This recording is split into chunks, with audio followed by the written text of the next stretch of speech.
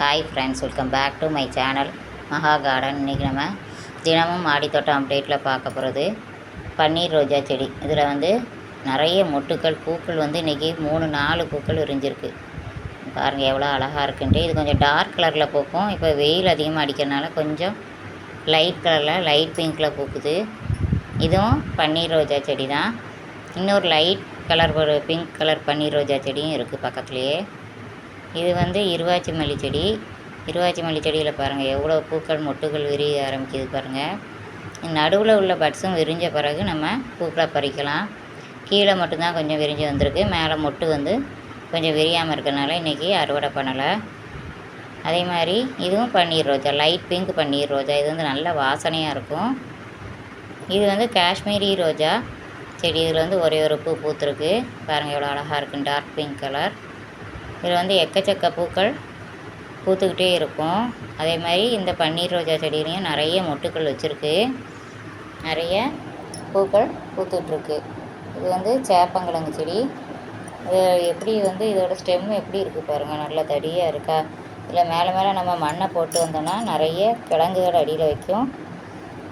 இதில் வந்து கொஞ்சம் காய், எல்லா இதுவுமே காய ஆரம்பித்த பிறகு தான் அதில் இது கிழங்கு வச்சுருக்குன்னு அர்த்தம். இலை எவ்வளோ பெருசாக இருக்குது பாருங்கள். என் கைக்கு 2 கைக்கு இலை இருக்கும் போல இருக்குது அகலத்துக்கு. பாருங்கள் நிறைய இலைகள் இதில் இருக்குது.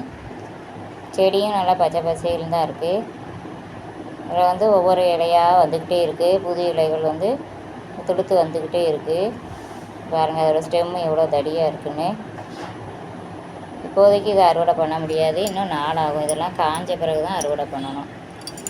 இது வந்து சேப்பங்கிழங்கு செடி, தொட்டியில் உள்ள சேப்பங்கிழங்கு செடி. எவ்வளோ பசுமையாக இருக்குது பாருங்கள். இதுக்கு நீர் உரங்கள் கொடுத்தா போதும். இது கருவேப்பிலை செடி. இது கைப்பிடி சவரில் உள்ள கருவேப்பிலை செடி. எவ்வளோ ஹைட்டுக்கு போயிருக்கு பாருங்கள். இப்போ வெயில் காலம் வந்தோடனே இதோட வளர்ச்சி நல்லா அபாரமாக இருக்குது பாருங்கள். இதுலேருந்து எத்தனை ஸ்டெம்மு பெரிய, எத்தனை கிளைகள் பெரியுது பாருங்கள், பிரான்ச்சஸ்ஸு. இதோட தண்டுகளும் ஓரளவுக்கு நல்லா தடியாகிட்டு வருது பாருங்கள். இது வந்து கருவேப்பிலை துளிர், இலை துளிர் வச்சுட்டு வருது நிறைய. இதில் ஏற்கனவே 5 கிளைகள் இருக்குது. இதில் நல்லா பசுமையாக இருக்குது செடி. இதுக்கு எப்பவும் போல் நம்ம நீர் உரங்கள், கிச்சன் கம்போஸ்ட்டு, மண்புழு உரம் எல்லாம் கொடுத்து மண்ணை கிளறி விட்டாலே போதும். செடி வந்து நல்லா சூப்பராக வளர தலைய ஆரம்பிக்கும். இன்னொரு கருவேப்பிலை செடியும் வச்சுருக்கேன், அது இப்போ தான் தழைஞ்சி வருது. இது வந்து நிறைய பிரான்ச்சஸ் இருக்கிறதுனால நல்லா பெரிய செடியாக வந்துருச்சு. அதில் ஒரே பிரான்ச்சஸில் இப்போ தான் கிளைகள் வந்துகிட்ருக்கு, இலைகள் துளிர்கள் வந்துகிட்ருக்கு.